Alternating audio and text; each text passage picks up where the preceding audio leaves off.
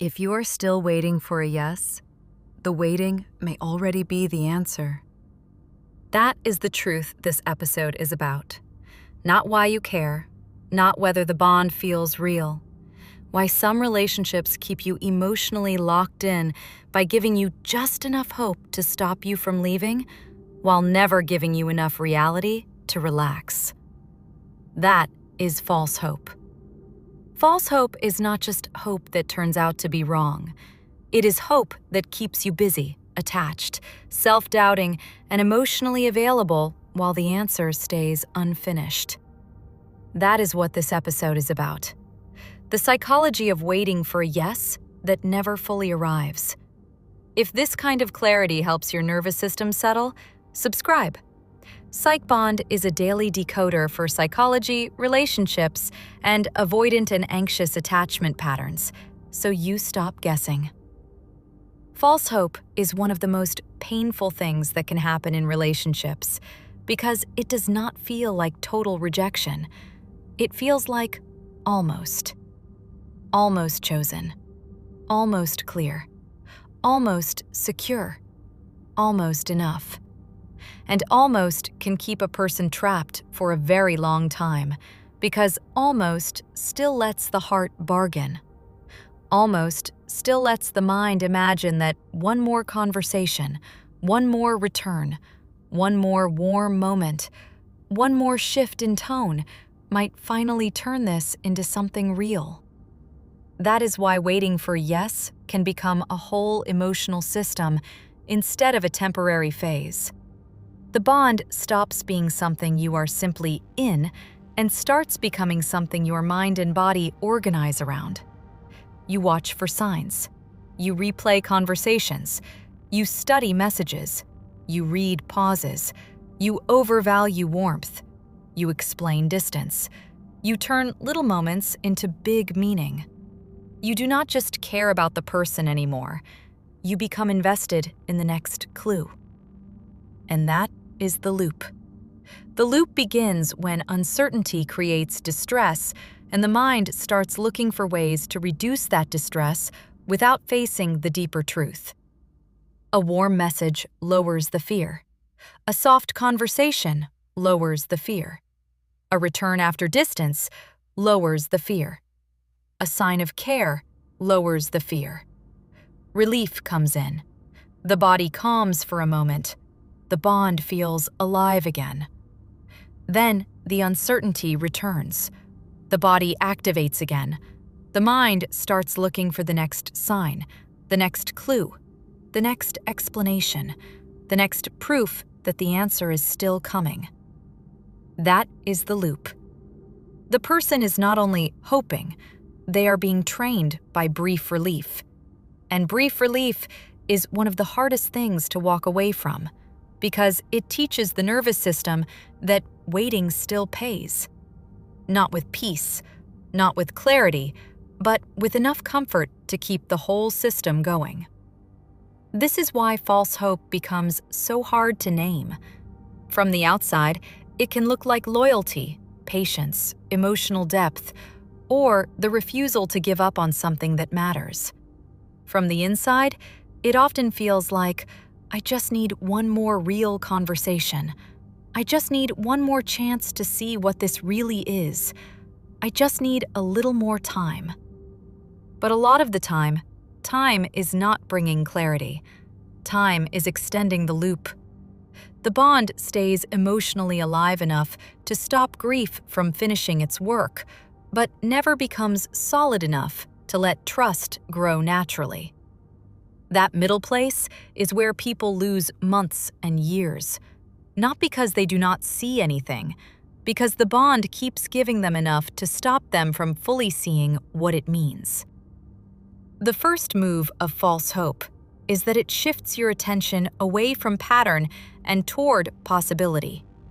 Instead of asking, what does this relationship keep showing me over time, you start asking, what could this still become? That sounds innocent, but it changes everything. The moment possibility becomes more important than pattern, reality starts losing ground. A person stops judging the bond by what repeats and starts judging it by what might still happen. They stop asking whether the relationship feels calm, clear, and trustworthy in ordinary life. They start asking whether the last conversation meant something, whether the last message was progress, whether the latest warm moment proves the bond is moving. This is where people begin to overvalue emotional spikes and undervalue daily reality. A deep conversation starts carrying more weight than 3 weeks of confusion.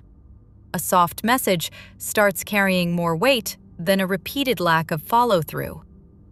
A moment of warmth starts carrying more weight than the fact that the relationship is still hard to live inside.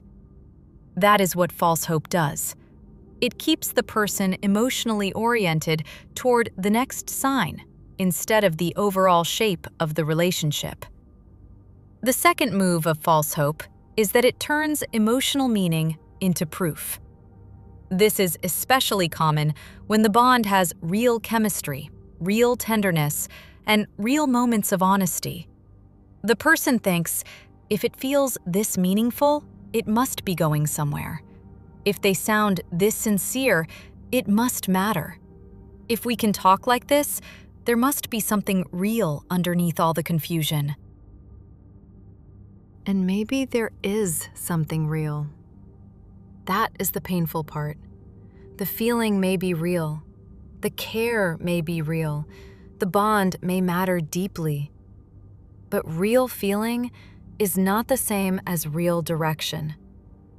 A person can care and still not create a relationship you can trust. A moment can be beautiful and still not become anything steady. A bond can feel emotionally true and still not become a safe place to stand. That is one of the hardest truths in relationship psychology. People often think the question is whether the feeling is real. A lot of the time, the better question is what the feeling becomes in real life. Does it turn into consistency? Does it turn into clarity? Does it turn into a relationship that gets easier to trust over time? Or does it stay emotionally charged while the daily experience remains uncertain? If the daily experience stays uncertain, then the bond may be meaningful, but false hope is now using that meaning to keep the person waiting for something the relationship is not actually building. The third move of false hope is that it keeps the mind busy. As long as the answer stays unfinished, there is always something left to do. Something left to interpret, something left to repair, another silence to explain, another message to study, another reason they may be acting this way, another chance to say the right thing, another moment to turn into evidence, another setback to survive. This busyness becomes a form of attachment in itself. The person is not only attached to the relationship, they are attached to the process of trying to solve it. And once solving becomes part of the bond, clear truth starts feeling like loss, because clear truth ends the project. It ends the guessing. It ends the reading. It ends the fantasy that if you just understand this deeply enough, stay calm enough, love hard enough, or wait long enough, the unfinished answer will turn into a yes. That is why people often keep waiting long after the waiting has become painful. The pain still feels active. It still has motion. It still has tasks. It still has hope attached to it. And hope with tasks can feel a lot safer than grief with no job to do. The fourth move of false hope is that it turns delay into meaning. People start saying, maybe this is just slow. Maybe they are not ready yet. Maybe the timing is off. Maybe they move carefully because it matters. Maybe the bond is deeper than it looks. Maybe this is one of those connections that unfolds gradually. Some of that may be true, but false hope uses time in a very specific way. It takes the fact that the relationship is not becoming clear and turns that lack of clarity into something emotionally noble. Waiting starts sounding romantic. delay starts sounding deep. Confusion starts sounding complex. But not all delay means depth. Sometimes delay simply means delay. Sometimes confusion simply means the person does not know, cannot do more, or does not want the same thing clearly enough to act on it. That is why time is such a dangerous part of false hope. The longer somebody waits, the more meaning they start pouring into the wait itself. They think, we have been in this for so long, there has to be something here. We have too much history. We have had too many real moments. We have been through too much for this to mean nothing. But time does not automatically build truth. Time can also deepen attachment to a pattern that is still not giving you a life you can trust. That is what makes waiting so deceptive. The person mistakes endurance for proof. The fifth move of false hope is that it changes the person's scale for what counts as enough. This is where the loop becomes especially damaging. The bar starts lowering without the person fully noticing. At the beginning, they may want calm, clarity, steadiness, and a real answer. Later, a warm reply feels like enough for the day. A little reassurance feels like enough for the week. A small sign of care feels like enough to reset the whole bond emotionally. The person does not even realize how much the standard has changed. They still think they are waiting for something real, but their nervous system has started surviving on much smaller doses. That is a huge sign that false hope is running the show. A real relationship should make your bar clearer, not lower it. It should make your life simpler, not train you to call scraps meaningful. It should not turn the absence of pain into proof of love, but false hope does exactly that. It makes relief feel like evidence. And once relief starts functioning like evidence, the person stays in a loop where every warm moment gets mistaken for progress. This is one reason intermittent reinforcement is so powerful in relationships. If the bond were consistently cold, it would be easier to leave. If it were clearly loving, it would be easier to trust. The problem is the mix. Warmth, then distance. Hope, then fog. Closeness, then uncertainty. That unpredictability keeps the nervous system locked in.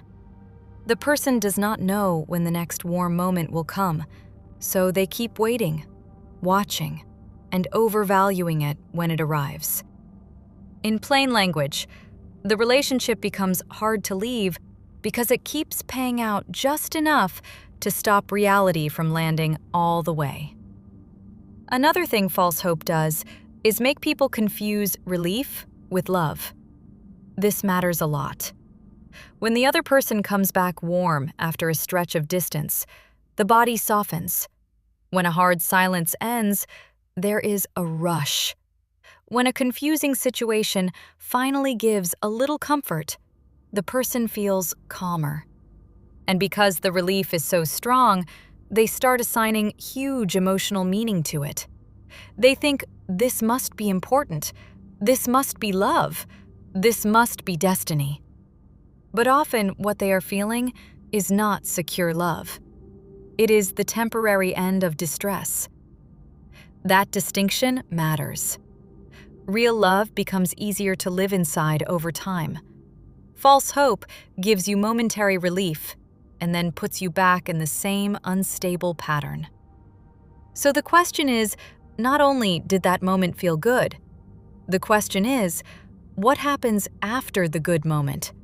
Does the relationship become clearer, simpler, easier to trust?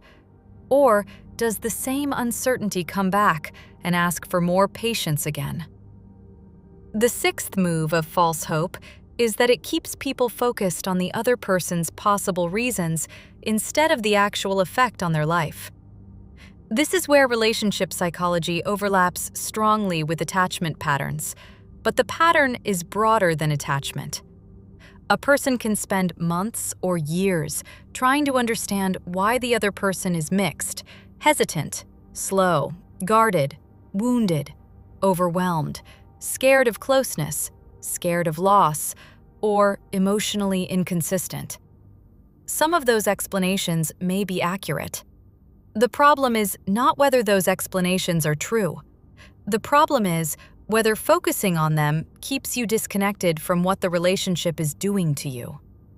Because a relationship can have a very understandable explanation and still be harming your peace. A person can have real reasons and still not be giving you something livable. This is where false hope keeps people trapped. It turns empathy into postponement. It turns understanding into permission to keep waiting. It makes them feel like naming the cost would be unfair because the other person is complicated. But your nervous system does not live with their reasons. It lives with the result. And if the result is constant uncertainty, constant mental preoccupation, constant waiting for a yes that never fully arrives, then that matters just as much as whatever the explanation is. Another reason false hope survives is that it can feel morally better than letting go. Letting go can feel harsh. It can feel impatient. It can feel like giving up on something that still has emotional life in it. Waiting can feel softer. It can feel compassionate. It can feel loyal. It can feel like the more loving choice. But that is one of the most painful illusions in this entire topic. Sometimes waiting is not the more loving choice. Sometimes it is the choice that keeps your life suspended. Sometimes it is the choice that keeps you from facing grief. Sometimes it is the choice that lets the relationship keep taking energy without becoming more real. That is not love. That is fear with good manners. And that is why false hope is so hard to break. It hides inside good qualities, patience, empathy, loyalty, depth, emotional intelligence. But those qualities can still be used against you when they keep you tied to what is not changing. The seventh move of false hope is that it isolates the person. The waiting becomes hard to explain. If they say the bond is real, people ask what the problem is. If they say the relationship is still unclear, people ask why they are still there. If they say the other person clearly cares, people assume more is happening than really is. So the person inside the loop often feels very alone, with a kind of pain that does not translate neatly. They know the bond is not empty. They also know it is not becoming safe. And because both things are true, they start doubting their own reality. Maybe I am asking for too much. Maybe I am too affected. Maybe I should be more grateful. That self-doubt helps the loop stay alive, because now the person is not only waiting for a yes, they are also questioning whether they have the right to stop waiting. False hope also distorts what the person thinks a yes would even do. They start treating the yes like a cure. The yes will calm me. The yes will explain everything. The yes will finally make the waiting worth it. The yes will prove I was not foolish to stay. That is a lot of pressure to put on one answer, and it tells you something important. The person is no longer only hoping for love. They are hoping for repair. They are hoping the same bond that created all the uncertainty will one day remove the uncertainty and restore their footing. That makes the loop even harder to break, because now letting go feels like losing two things at once. It feels like losing the person and losing the fantasy that all the waiting will eventually be justified. Another reason false hope lasts is that unfinished answers let people avoid one of the hardest emotional tasks in adult relationships: disappointment. Clear disappointment hurts. It is sharp. It is humbling. It forces reorientation. But waiting lets disappointment stay blurred. A person can say, maybe not yet, instead of maybe not ever. They can say, maybe they are confused, instead of maybe this is all they have. They can say, maybe I just need more patience, instead of maybe patience is no longer the issue. That blur feels easier at first, but over time, blurred disappointment is often harder on the nervous system than a clean wound. A clean wound can heal. Blurred pain keeps reopening. It keeps asking for more interpretation, more energy, more emotional labor. Another way false hope works is by making the person feel like leaving would be dishonest to the emotional reality of the bond. They think, I cannot just walk away because there is something here. We do have something real. It is not black and white. And that feeling is important to respect, but emotional reality is not the only reality. That is the lesson false hope keeps people from learning. Yes, there may be feeling here. Yes, there may be tenderness. Yes, there may be something real in the connection. But is there enough reality in the relationship? Is there enough reality in the follow-through? Is there enough reality in how this behaves outside of a powerful moment? A person can respect the feeling and still tell the truth about what the relationship is not becoming. That is not cynical. That is sane. In fact, one of the clearest marks of maturity in relationships is being able to hold both truths at once. This matters to me, and it is not enough. This feels real, and it is still not becoming safe. I care, and I still cannot keep living like this.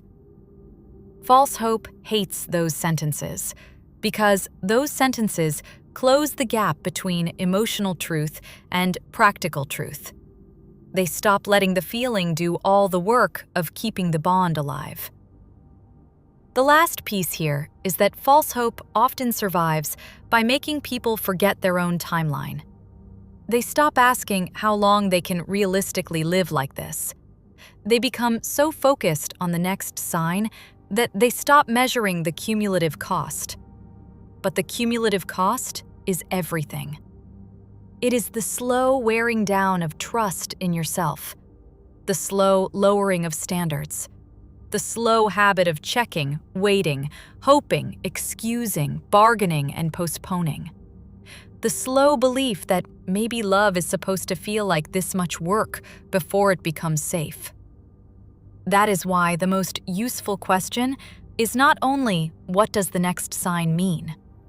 The most useful question is, what has this whole period of waiting been teaching me to accept?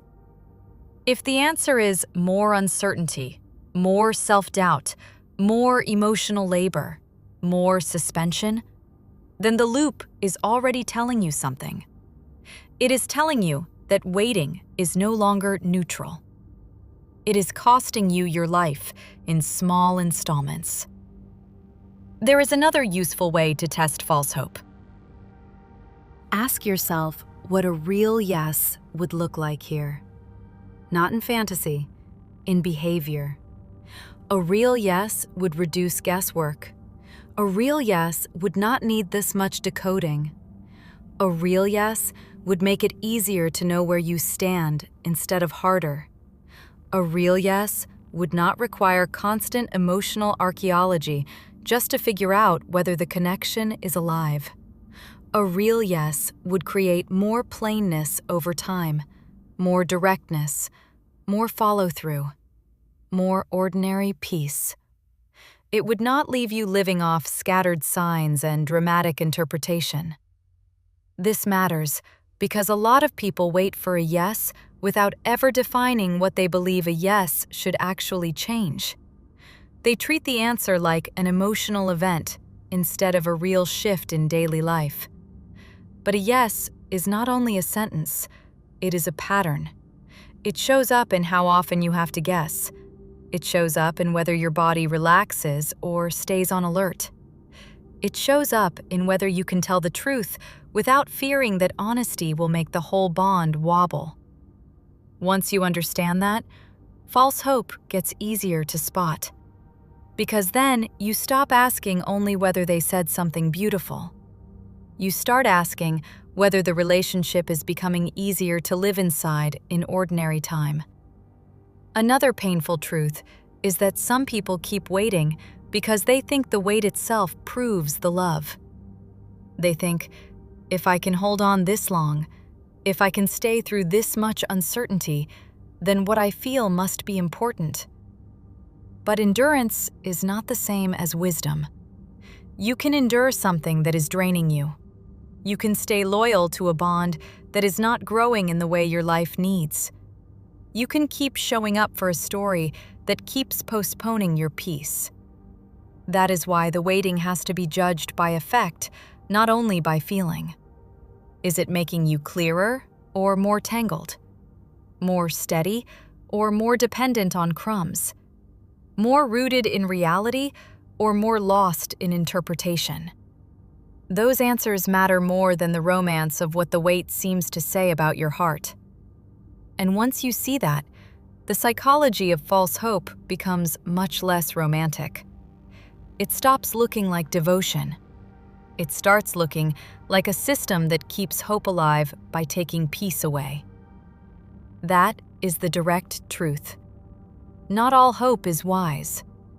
Some hope is simply the mind trying to protect itself from the grief of accepting what the relationship has already shown. That does not make you foolish. It makes you human. But it does mean the waiting has to be examined honestly. Not whether it feels meaningful, whether it is making your life smaller.